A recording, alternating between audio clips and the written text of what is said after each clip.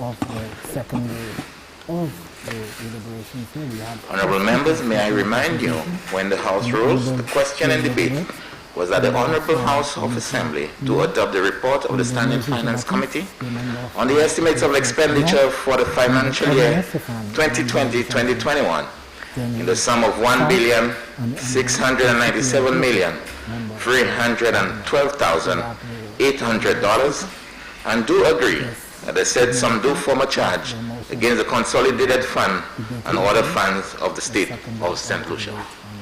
Member for Vieux-Fort South. And Expenditure, just introducing the member for Vieux-Fort South.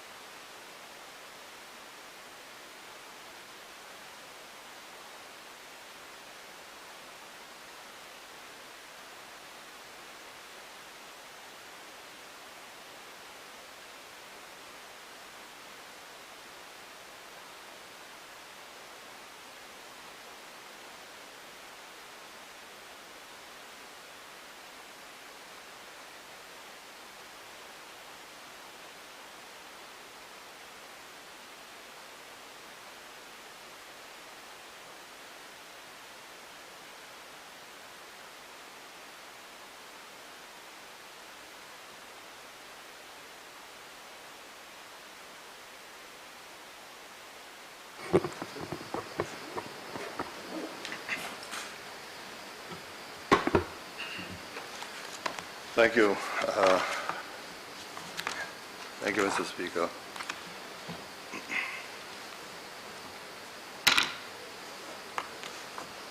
Mr. Speaker,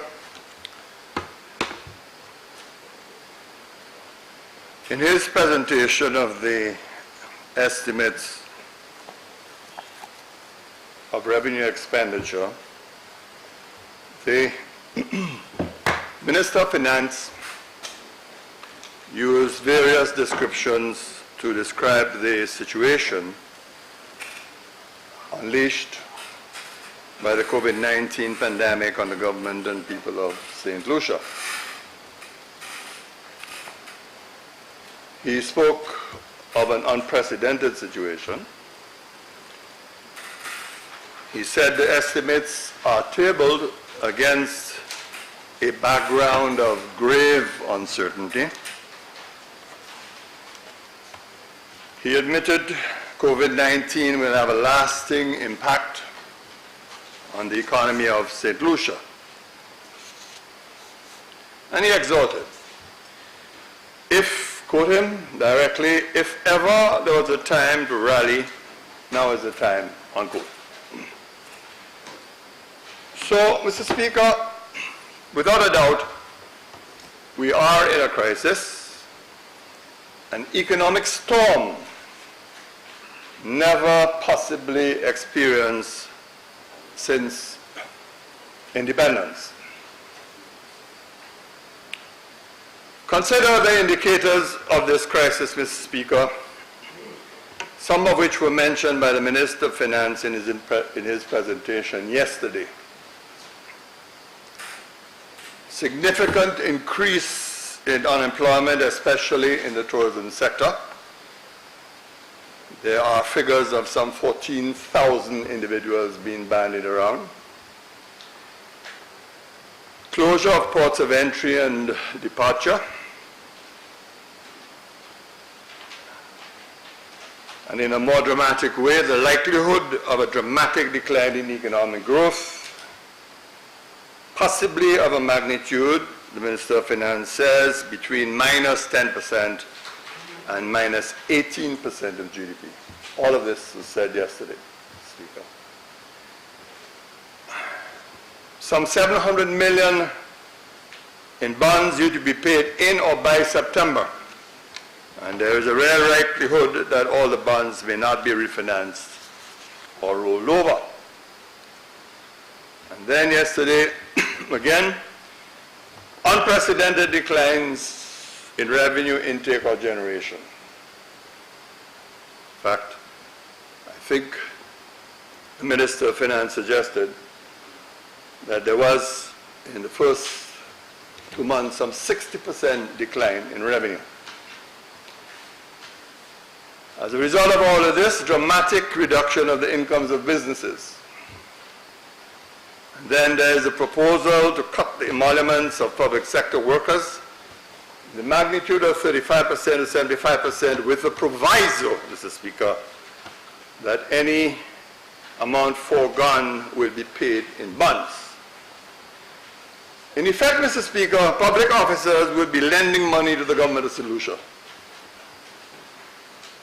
And in return for foregoing their salaries, lending this money to the government of St. Lucia, they would be issued bonds. Again, unquestionably, Mr. Speaker, this is truly unprecedented. Then a few days ago, we had this rather unusual act of generosity by the National Insurance Corporation, making available, the Minister of Finance says, some $33 million to $18 million free of cost to the government to pay the wages of displaced workers for a specified period. At the time the statement was made, it was unclear, understandably, Mr. Speaker, that the precise amount that would be utilized for that purpose is not available. Then, on the social front, we had the distribution of some 10,000 food packages to those in need. And I sincerely hope, Mr. Speaker, that at some point this House will receive a report as to how those food packages were distributed and in what amounts to what quantities to constituencies, because therefore South was in receipt of just over, I think, 225 of 30 food packages. Mr. Speaker, if we are in a crisis, and I've given you examples of the indicators of the crisis, itemized in large measure by the Minister of Finance, the question then becomes who should be at the center of the estimates of revenue and expenditure for 2020. As you may have heard before, shouldn't the estimates of revenue and expenditure be so designed, so structured that the people of St. Lucia in effect are placed at the center of the financial proposals and become the prime beneficiaries? Shouldn't these estimates tell us what arrangements are in place to increase our testing capabilities for the coronavirus? Will we be told whether we will ever be in a position to test the vast majority of the population? What in these estimates of revenue and expenditure address the pain, the plight, and the anguish of the people of St. Lucia? How do these estimates make a difference in their lives at this time? Now, Mr. Speaker, do not get me wrong. Of course, some help has been extended, has been forthcoming. After all, we were told, and I mentioned it earlier, contributors to the National Insurance Corporation will get partial unemployment relief, and we have in fact voted for a kind of unemployment insurance in effect. The homeless and those who roam our streets got a surprise of their lives is Sunday meal. But then, Mr. Speaker, what about the huge army of unemployed persons? The elderly, the small businesses facing extinction, the minibus drivers, and the forlorn and the distressed. What is there in these estimates for them? But make no mistake about it, hunger and destitution will stalk this land. It may be for 3 months, or possibly 6 months, or possibly even more. Mr. Speaker, I know I will be accused of exaggeration, even dishonesty. That is okay, that's normal. But each and every one of us who is a parliamentary representative know the fair anxiety and destitution that exists in our communities, even though the full impact has not been unleashed. In my own constituency of Efforts South, I continue to raise funds to provide those who are homeless and those who roam the streets with a meal every day of the week. I have no idea how long I will be able to continue this effort. I believe, Mr. Speaker, that the NIC gift of financial support should also be used wisely to benefit those who are not in gainful employment. The precise cost to the NIC is unknown, but the Minister of Finance says some 33 million to 80 million has been allocated for employment relief, albeit to those who have paid NIC contributions. On the assumption that the cost may be lower, let us say 50 to 60 million, I urge the government to allocate some 20 million to provide to those in want and need with, those in want and need with food vouchers for the next few weeks. We have to feed and look after our people, Mr. Speaker. And I believe that this occasion is an ideal occasion for people at least to be given vouchers to purchase basic items. Of course, Mr. Speaker, I maintain my position that this unusual and extraordinary gift by the National Insurance Corporation be reconsidered and treated as a soft loan to the government of St. Lucia on exceedingly generous terms, whether it's 1.5% or 2%. We have a duty, a responsibility to protect the integrity and viability of the National Insurance Corporation. But, Mr. Speaker, if we are in an unprecedented crisis for which these estimates of revenue and expenditure have been fashioned, then the government has a duty to make frank and full disclosure about the financial affairs of the country. It must put all its cards on the table. It must not put the opposition in search. We need to know all the financial resources available to the state so rational and reasonable decision making could be made. So the Minister of Finance should tell us what is the total amount in the vaunted sinking fund. After all, it has been 4 years of accumulation. How much has been earned by the extra 150 tax on fuel? How much has been spent and how much remains? What is the amount in the lockbox held by SLASPA from the travel taxes imposed on St. Lucians and visitors to the country? Has it been opened and for what? How much is held by T.O.R. King in his escrow account on behalf of the government and people of St. Lucia from the sale of our passports? Zero. And is Invest St. Lucia holding any funds on behalf of the government of St. Lucia in overseas accounts from the sale of passports, and if so, how much? Zero. Mr. Speaker, sadly, it looks like it's business as usual. If I did not know what was going on around the world and in St. Lucia, and I only looked at these budget estimates, I would think that COVID-19 is a myth. The tourism sector is booming or about to boom, and the revenue declines that the Minister for Finance spoke to are but a figment of his imagination.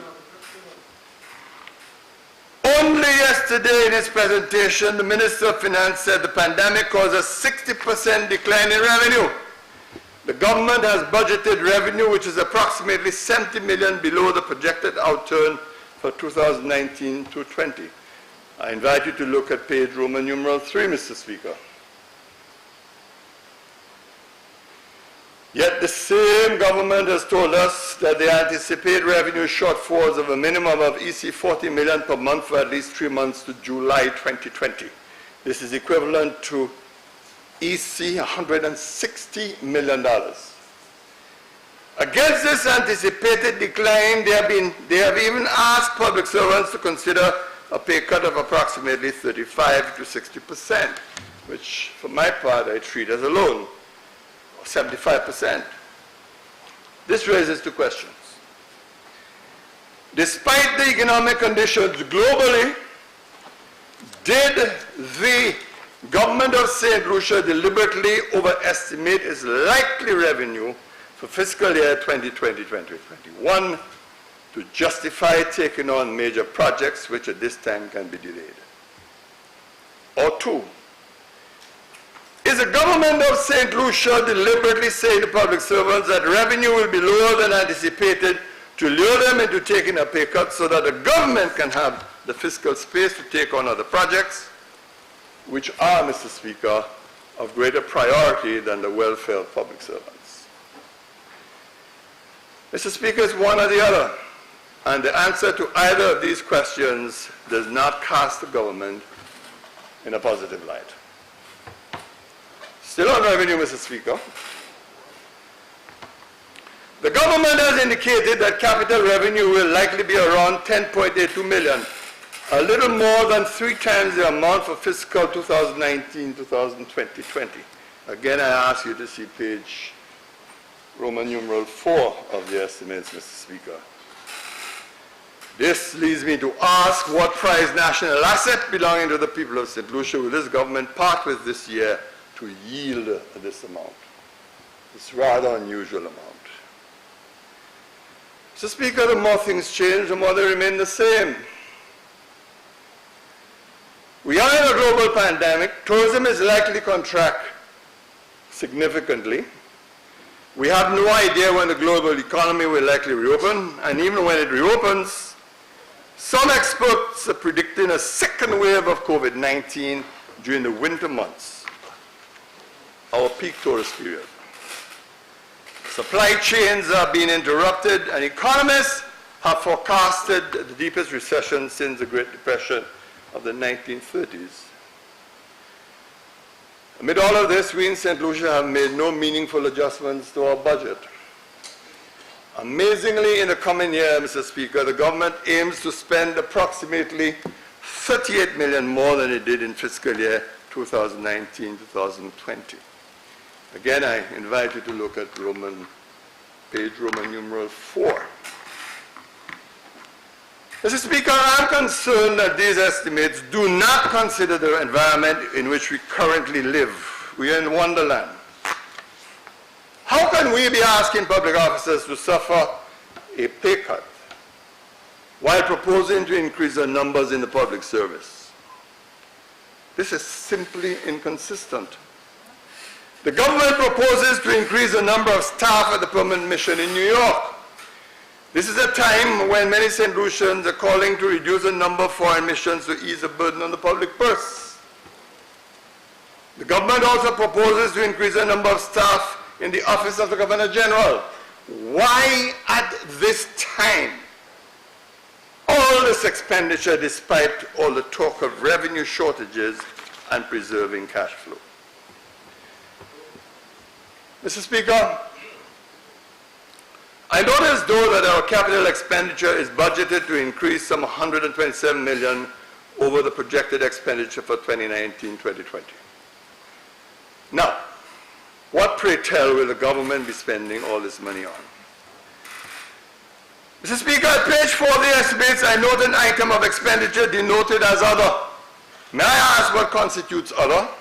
After all, 6 million of taxpayer dollars in these times is no small amount. The government proposes to spend 249 million on buildings and improvements and about 66 million on plant, machinery, and equipment. Again, Mr. Speaker, I invite you to look at the summary, Roman numeral 4 in the estimates. Curiously, the expenditure on buildings and improvements in 2020 increases by some 51.5 million and plant and machinery and equipment by some 31.3 million. In these times, why? Why? Can the people of St. Lucia have more details on what type of plant and machinery that the government of St. Lucia intends to procure? Is it more motor vehicles, farm equipment, or is it incinerators?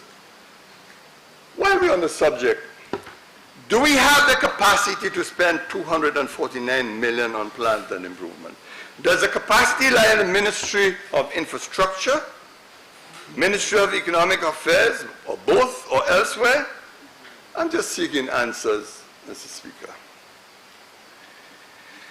I note that the Department of Economic Development plans to spend some $44 million on construction of the St. Jude's Hospital, a matter that the leader of the opposition has addressed.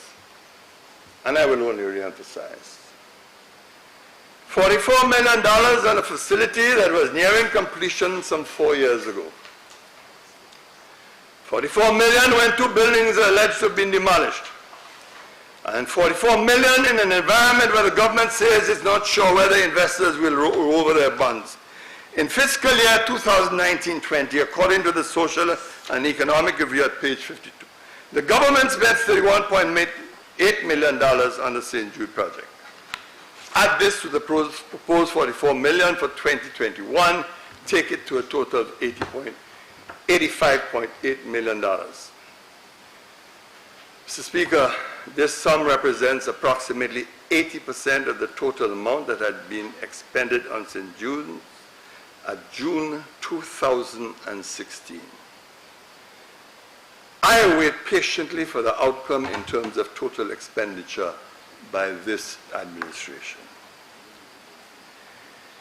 Talking about bonds, Mr. Speaker, the budget presented has a net financing requirement of $559 million.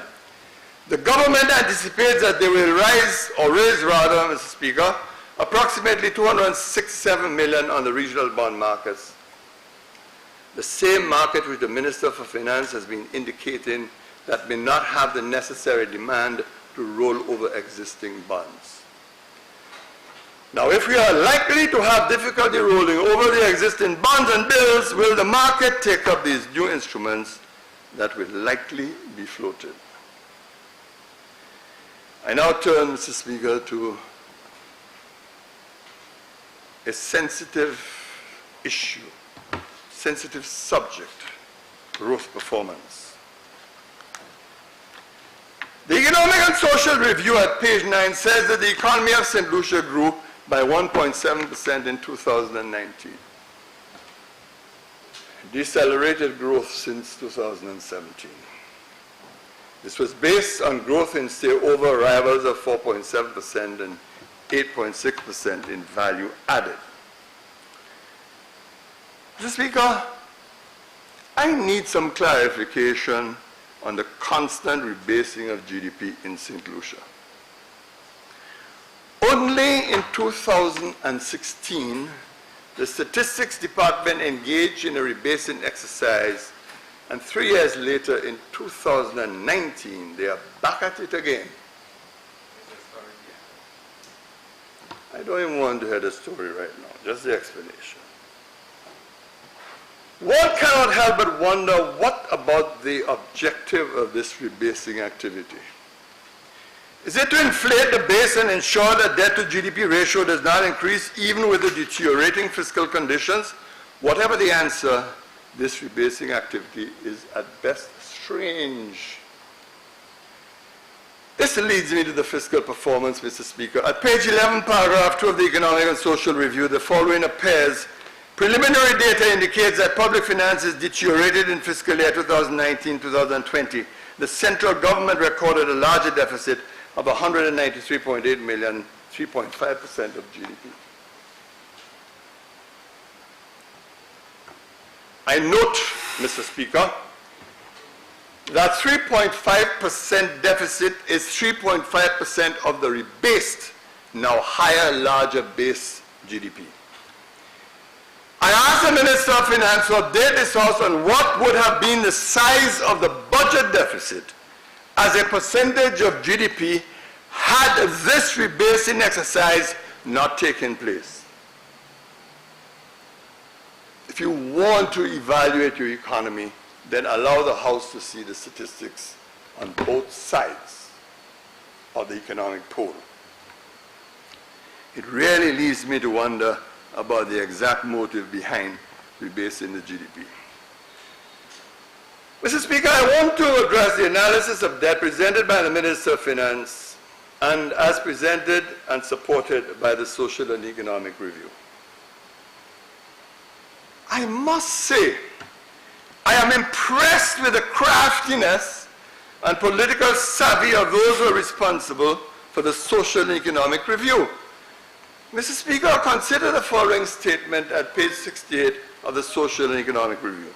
Quote, during the last 5 years, 2015 to 19, public debt accumulation has been growing at an annual average rate of 3.6%, below the rate of 8.4% for the preceding 5 years, 2010-2014, unquote.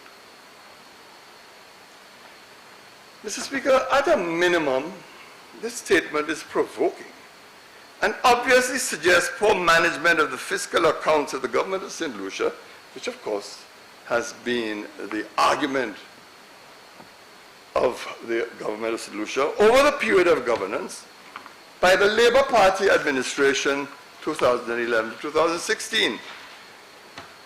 Why would the Ministry of Finance staff, who are supposed to be independent public officials, choose to produce an analysis in this manner? I have no idea. Mr. Speaker, we have to delve in the truth hurts, sir. Mr. Speaker, we have to delve in this matter because debt is a big issue in these estimates. When the UWP left office in December 2011, the fiscal deficit for that fiscal year stood at approximately 9 to 10% of GDP, or approximately $306 million. Due to rebasing of the GDP, this figure now stands at 5% as per figure 21 at page 62 of the Social and Economic Review. Figure 21, Mr. Speaker. This record deficit at the time represents money that the government of St. Lucia did not have and would have had to borrow. The implication of this, Mr. Speaker, is that this astronomical deficit led to a substantial increase in debt stock as it had to be financed. It is an arithmetic fact that higher debt leads to higher debt service in subsequent years. And unless the fiscal fundamentals are addressed, this will lead to higher deficits, thus creating a vicious debt spiral.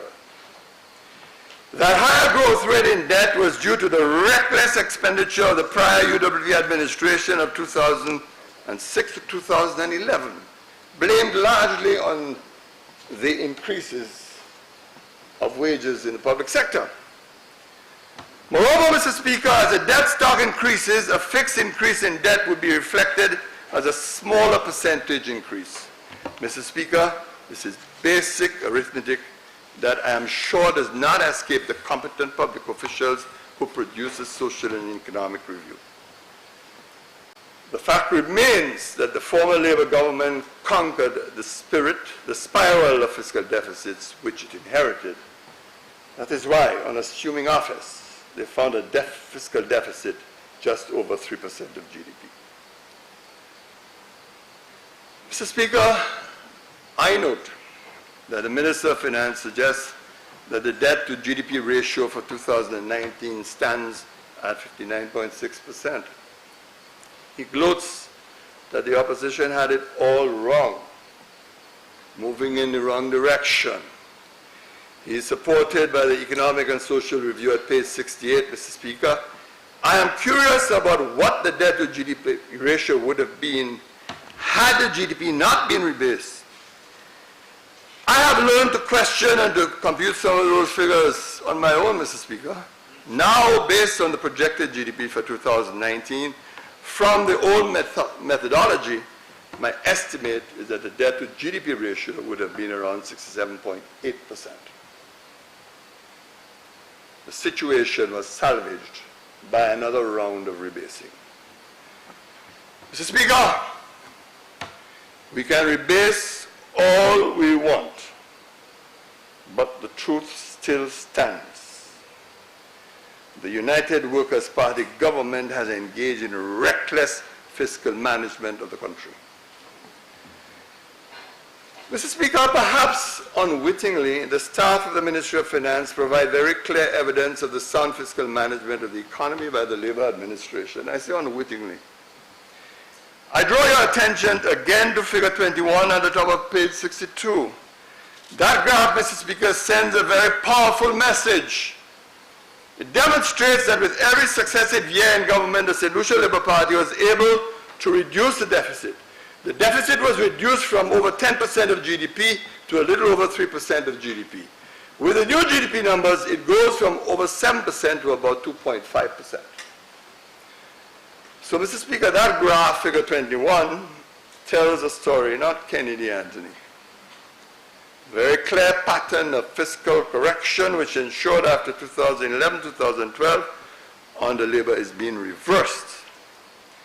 Mr. Speaker, figure 21 would have been even more startling if the GDP was not rebased, more telling evidence of the motive of and for the rebasing exercise.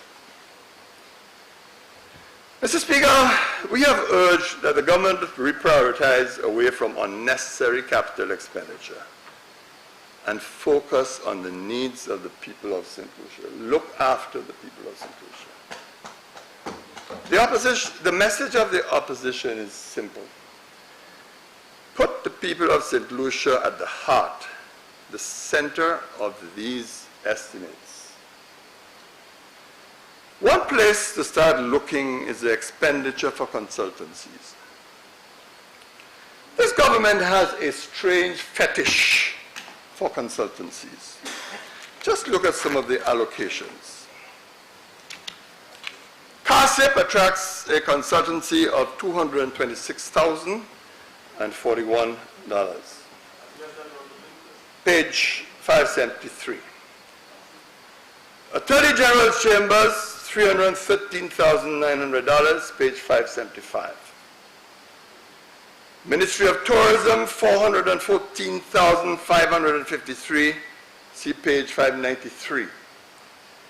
Ministry of Housing, Urban Development and Telecommunications, $739,508, look at page 597. Department of Infrastructure, Ports and Energy, $5,146,172. Look at page 587. Ministry of Equity, Social Justice, Local Government and Empowerment, $3,801,619. Page 599. Department of Education, Innovation and Gender Relations, $227,976. Look at page 601.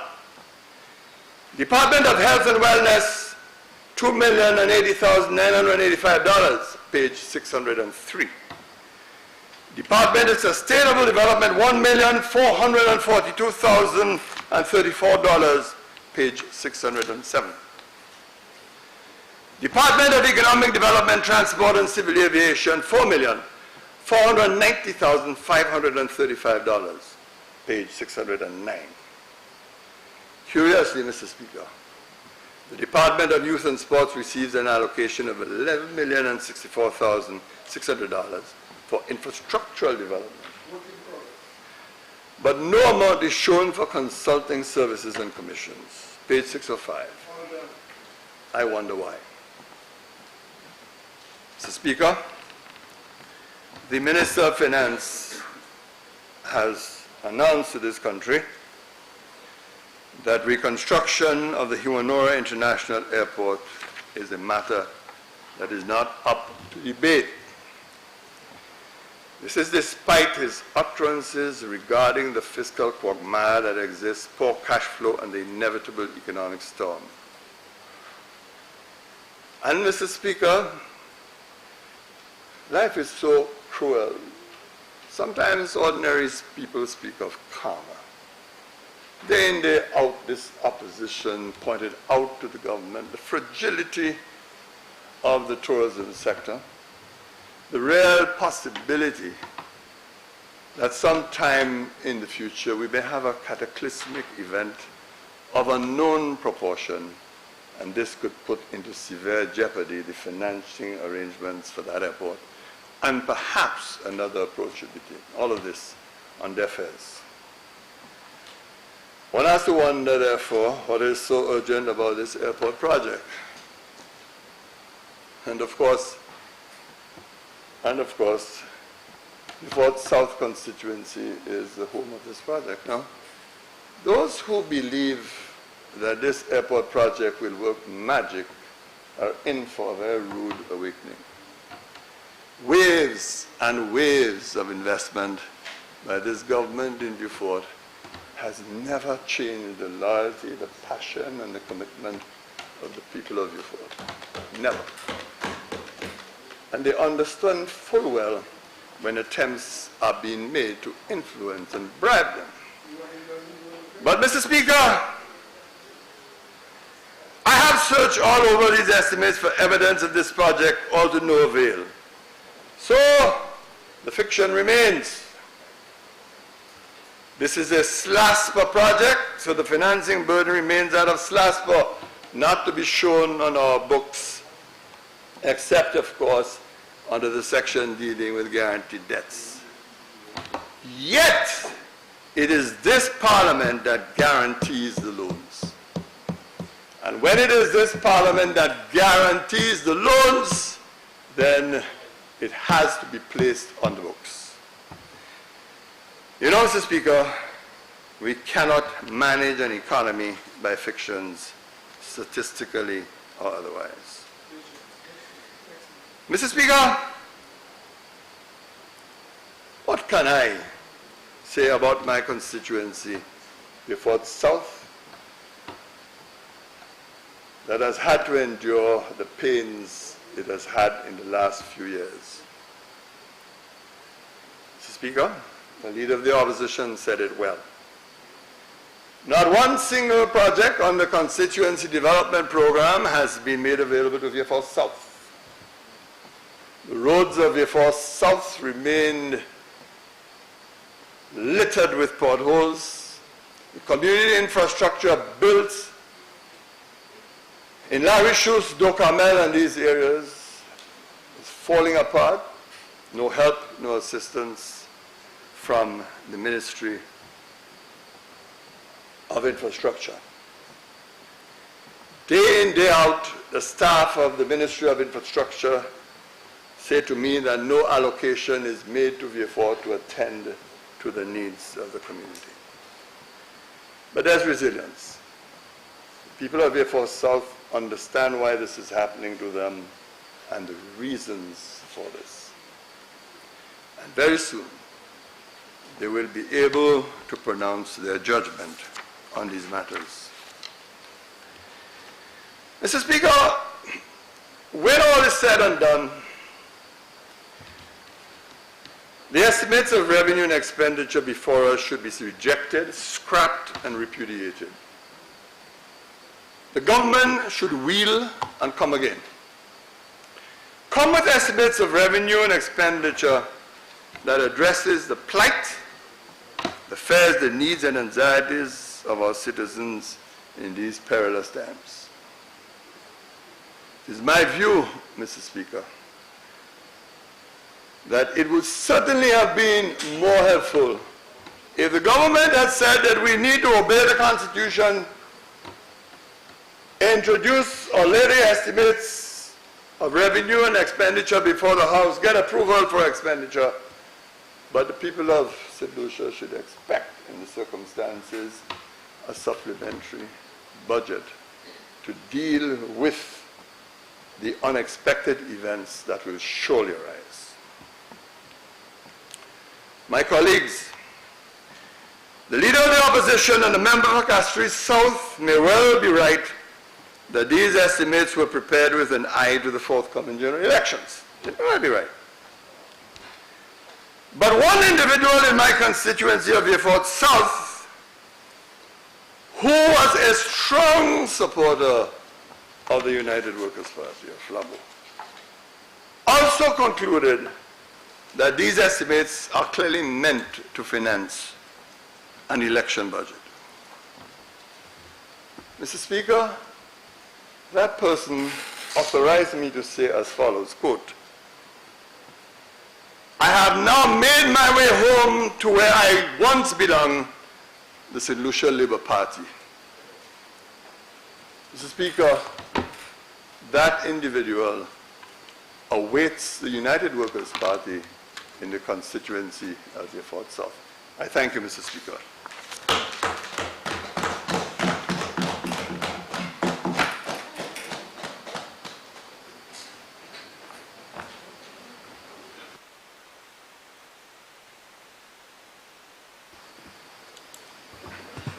Honorable Member for Castries North.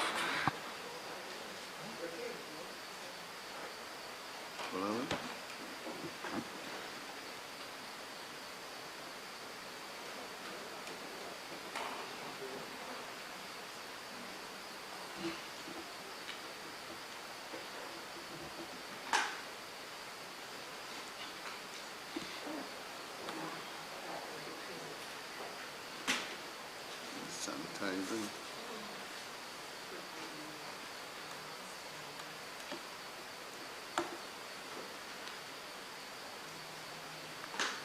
Go on.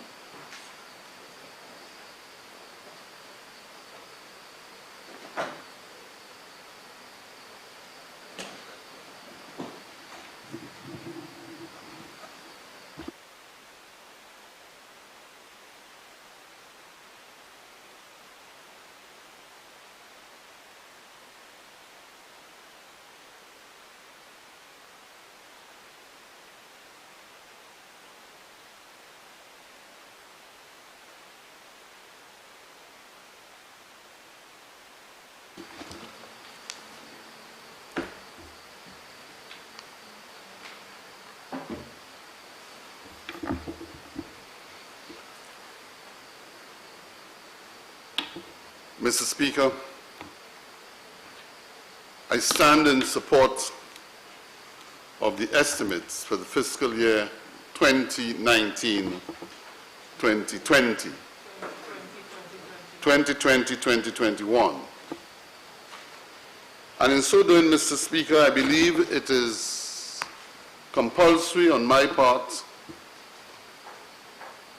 to consider the period for which we are in,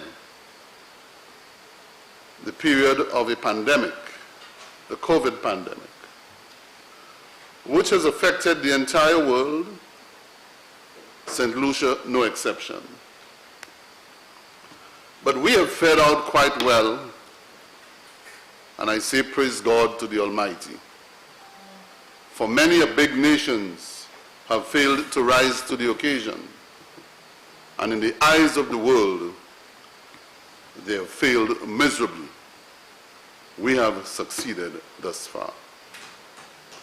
But there are many people, Mr. Speaker, who are responsible for our success as we speak. I join with those before me who recognize the contributions being made at this time by the public officers of this country, the nurses, the doctors, the firemen, the policemen, the correctional officers, and even those who may not be in the front of the front line, like those. There are those who are in the second pew, whose contributions are even more important, and that without them, probably much would not have been able to be achieved.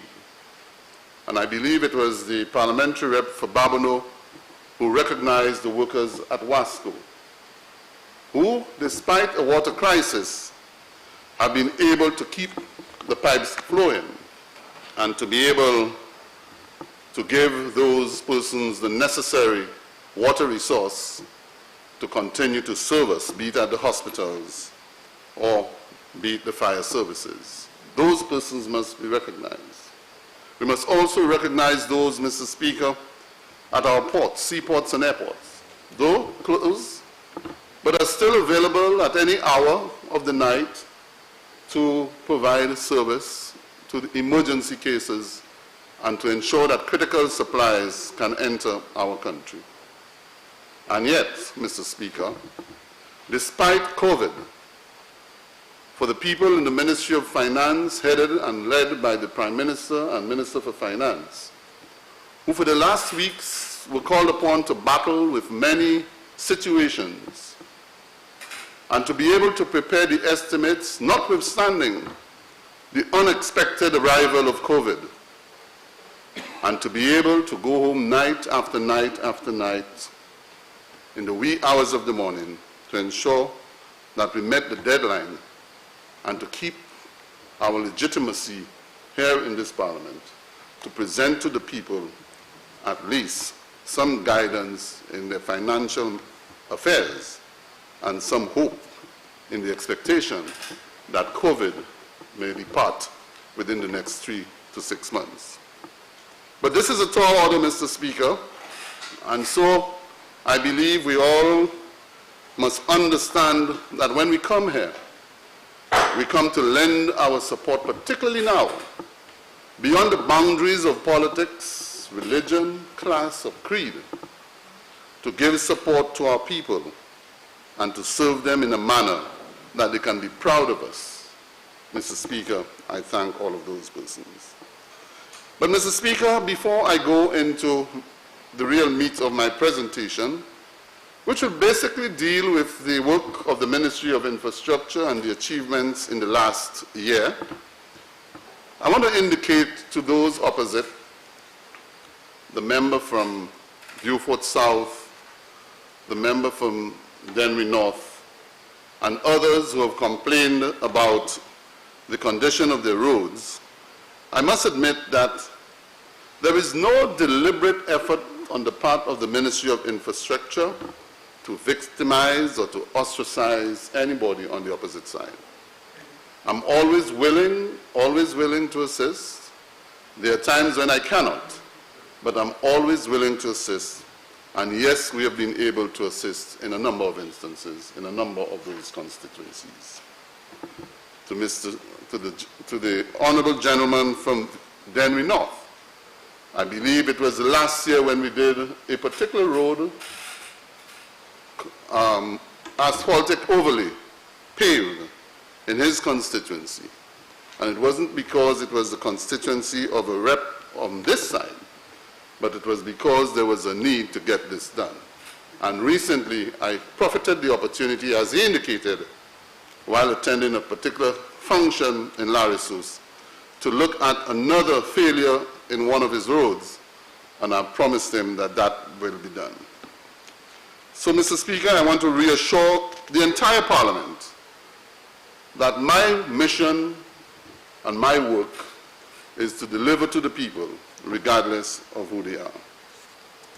But, Mr. Speaker, the fiscal year 2019-2020 was another good year. Some call it a significant year of progress. But for me, significant would mean that everyone has been impacted throughout the country. I say this, Mr. Speaker, because we have delivered important infrastructure projects and other enhancements nationally in various communities around the island.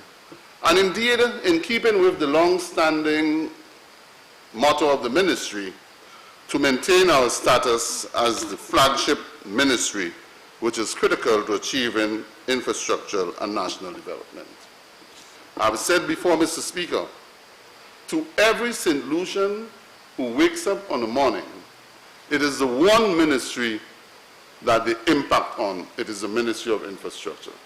Whether by foot, whether by car, or by aeroplane, or by boat, that ministry impacts on all of those persons. So, Mr. Speaker, in the last fiscal year, we'll remember for an unprecedented volume of work done to upgrade, maintain, and manage public infrastructure island-wide. The program, Mr. Speaker, started last year with road safety. Ever since joining the department, Mr. Speaker, I've insisted that building infrastructure without taking care of the safety of the people is unacceptable. And so, Mr. Speaker, you've noticed throughout the country an improvement in road safety in terms of street marking, signs throughout the country, guardrails, and an effort, a deliberate effort in attempting to protect our people, whether pedestrian or otherwise. On March 14, 2019, Mr. Speaker, the ministry launched an island-wide roads safety assessment project called IRAP. That is intended to determine what interventions are necessary to deliver safer roads for the users in St. Lucia. That program, Mr. Speaker, was financed or is being financed by the United Kingdom government through the Department of International Development, commonly called DFID. The project engaged experts who utilize a very sophisticated piece of equipment, a vehicle, which was used as part of a robust, evidence-based approach to prevent unnecessary deaths and related sufferings here in St. Lucia. This report, Mr. Speaker, is completed and has star-rated or categorized each road in the country based on pedestrian safety, sidewalks, guardrails, separations, signage, etc. It has provided very good recommendations, Mr. Speaker, for improvements of our road safety and level of investment to take St. Lucia to the international safety standards. Mr. Speaker, as a consequence of that, we have seen more and more improvements taking place on our roads. The initiative, Mr. Speaker, enhanced all edge and center lines, all lane and directional arrows, all hatch lines, and pedestrian crossings. The aim was to improve road safety for all communities. Mr. Speaker, in the last financial year, over 166 signs were installed island-wide. The number of signs installed by district as follows: Castries City 6, Soufrière 35, Rosalie 6, Vieux-Fort 3, Babono 3, Labrie 9, Castries Rosalie Highway 31, East Coast Highway 18, West Coast Road 13, School Zones 41.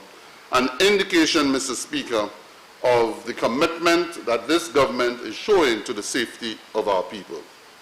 Mr. Speaker, we also introduced what we call the guardrails, and for this year, 49.4 meters of guardrails were installed and 31.4 meters were repaired. In addition, Mr. Speaker, we have procured an additional 817 meters of guardrails, and believe you me, Mr. Speaker, we have them in stock, and we will be continuing that project of introducing guardrails. And let me indicate, we are working on the Mon guardrail. Very soon we'll be installing it. And we have brought in straight lengths, 684 meters, curve lengths, 133 meters, energy absorbing end terminals 30, and reflectors 300. Mr. Speaker, a life lost is too many, Mr. Speaker. So, Mr. Speaker, in addition to guardrails, which we are committed to installing throughout the country, and I'm appealing to members, if in your constituency you believe that there are areas where you need guardrails, please don't hesitate to write or to call and to make your request. Traffic lights, Mr. Speaker, the ministry procured 4 traffic light units in 2019-2020. 2 of those systems were funded under the OECS Tourism Competitiveness Project. The units have received, and we await the current situation with air travel to improve, to allow the suppliers to arrive on island to install, train, and activate the systems. Mr. Speaker, for some time now, the ministry have been waiting on that project, which I'm sure the Leader of the Opposition is very familiar with, the Tourism Competitiveness Project. And finally, we were able to get some resources under the project to be able to improve the traffic lighting system within the city. And so the first one that will be reinstalled is the corner of Bridge Street and Jeremy Street, and the corner of Jeremy Street and John Compton Highway. and the other systems will be installed at Sanssouci, Vieux-Fort, and at other intersections within the city of Castries. Mr. Speaker, this came about as a consequence of the urban mobility accessibility downtown Castries. The Millennium Highway, Mr. Speaker, which has been a project that we have announced for some time, I'm pleased to announce that on January 23rd, 2019, the Department of Infrastructure officially signed the consultancy agreement contract for the design of the Millennium Highway, that and the West Coast Road upgrading project. The project is financed through grant funding from the Caribbean Development Bank on the United Kingdom Caribbean Infrastructure Partnership Fund, UKCIF, at a cost of $115 million in the local economy. Mr. Speaker, the project will deliver on 1, complete rehabilitation of the Millennium Highway, reconstruction of the West Coast Road from cul-de-sac to Soufrière, design of construction of the new ancillary bridge, and a robust island-wide road safety program, the Millennium Highway all the way to Soufrière. Mr. Speaker, I am pleased, therefore, to indicate that the designs of the Millennium Highway, West Coast Road, as well as the ancillary bridge is completed. The bid documents have been completed as well, and we are now into the procurement of a contractor. Mr. Speaker, the qualification of contractors have been issued, and submissions are expected within 1 week from now, and it is likely, Mr. Speaker, that an award of a contract will be made in June of this year. So in June of this year, Mr. Speaker, next month, it is likely that a contract will be awarded once the process is completed. I also speak, Mr. Speaker, on the issue of the cul-de-sac bridge, and I believe yesterday, I think it was the Prime Minister who mentioned the issue of the cul-de-sac bridge, and someone uttered or sort of seemed to be very surprised when the figure of $42 million was mentioned as being a very exorbitant price for the cul-de-sac bridge. Mr. Speaker, that bridge is being funded, and it's no secret, by the Japanese government. The contract value is EC 47.5 million, and it is funded, as I said, by the Japanese government. The scope of works, Mr. Speaker, includes the construction of the cul-de-sac bridge, the actual bridge. And it continues with further works to develop a bypass, road approaches, roundabouts, replacement, relocation of utilities, land acquisition, prepare surface for site office, and the relocation of the vendors along that road. So the cost of the bridge, and as far as it says the cost of the bridge is $37.5 million, it is the bridge plus all of the other amenities, including the river trading and the embankments, to ensure that flooding doesn't take place. Because the reason why the cul-de-sac bridge was proposed by the Japanese government after Thomas, it is because of the paralysis that was caused by the flooding of the valley, rendering communication null and void. In other words, no one could have moved because the valleys was flooded. And so the Japanese thought it was a good flagship project to undertake so as to assist us economically.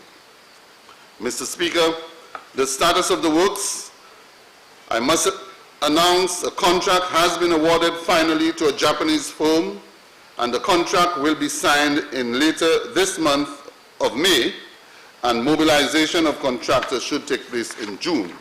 So this project, Mr. Speaker, which has been ongoing for many years, finally a contract has been signed, because originally the intention was to do 2 bridges. Unfortunately, the envelope wasn't sufficient, and so they concentrated on the cul-de-sac bridge. So that will be signed later this month, has been signed, and mobilization will take place in June. I move on, Mr. Speaker, to Road Improvement and Management Program.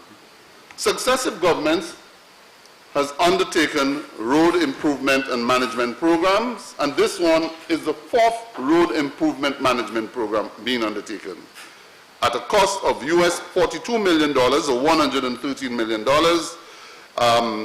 and that is financed by the government of the Republic of China on Taiwan. This project, Mr. Speaker, seeks to rehabilitate approximately 80.2 kilometers of primary, secondary, and tertiary roads, bringing relief to 11 districts island-wide. The Republic of China on Taiwan and the government of St. Lucia engaged the Overseas Engineering and Construction Company to oversee design and consultation of the roads, while local subcontractors are being hired to carry out construction works. Mr. Speaker, to date, 11 projects have been signed and are at different stages of construction for approximate cost of 50.6 million EC dollars or 18.6 million US dollars. And if I should quickly run through some of those projects, some are completed. The Castle Bar project, completed. Saltibus project, ongoing. The Blanchard, including the extension, contract signed and works ongoing. Formanger, contract signed, works ongoing. Upper and lower new development, the contract has been signed and works ongoing. Borlobel, Mr. Speaker, is ongoing. Union Marisol Granvier, the contract has just been signed and hopefully work should start very soon. Blackstone Jackmill in the constituency of Ancillary, contract signed and works ongoing. Deramo Slide, the contract signed and work to be started very soon. Larritrette Road and Larritrette Bridge, contract signed and works to commence soon. Mr. Speaker, the Saltibus Road was promised to the people of Saltibus many years ago. But, Mr. Speaker, we have delivered, and I'm sure the people of Saltibus are extremely happy. Also, Mr. Speaker,